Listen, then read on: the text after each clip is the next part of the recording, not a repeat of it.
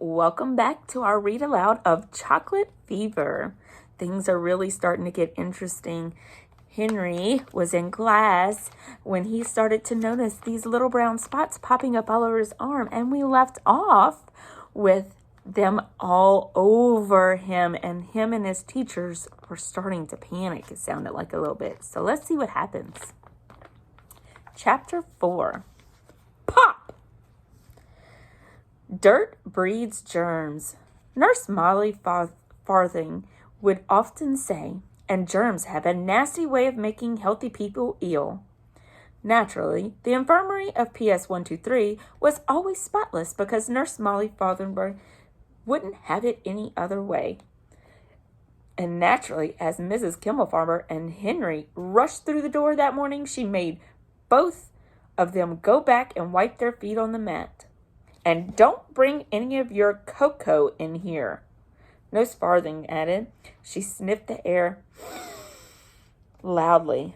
Cocoa, said Mrs. Kimmelfarber. Don't think I don't smell it, Nurse Farthing said. Please, Nurse Farthing, said Mrs. Kimmelfarber. We have an emergency on our hands. This is Henry Green. He's breaking out in a rash of some sort. So I see, said Nurse Farthing. She sat Henry down in a chair and turned on a bright light, pushing her spectacles down to the tip of her nose. She bent close to Henry and looked him over. It's a rash, all right, she said at last. Peculiar. Looks like little brown spots all over. Exactly, Mrs. Kimmelfarber said. But what is it? Have you ever had the measles? Nurse Farthing asked. Yes, said Henry. When I was 5. Chicken pox? When I was 3.5. Then I would say you have an unidentified rash. And frankly, I don't like the look of it. Henry, who up until now was merely frightened, began to feel terrified. Nurse Farthing laid her cool hand on his arm and steadied him. There, dear, she said. Nothing to be frightened of. I'm sure it's not serious. How do you feel? Not very good, said Henry. Warm? No, cold. No, not cold? Dizzy? No, said Henry.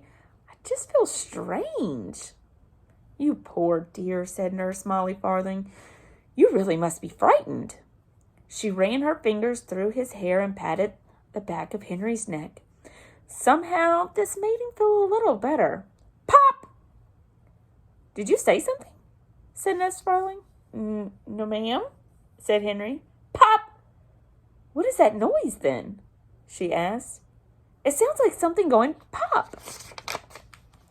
I heard it too, said Henry. So did I, said Mrs. Kimmelfarber. Pop, pop, pop! Now they all heard it. The sound of popping filled the infirmary. Little pops and bigger pops and pippity-poppity-pop pops kept popping. Henry looked at his arm and in an instant knew where the noise was coming from. His little brown spots were growing bigger and bigger. They were popping out all over him, no longer the size of freckles. They were as big as chocolate bits his mother used for making cakes and cookies. He could feel them popping out on his arms and his face. He could feel them growing under his shirt. In less time than it takes to tell it, Henry Green was covered with little brown lumps from the top of his head to the tip of his toes.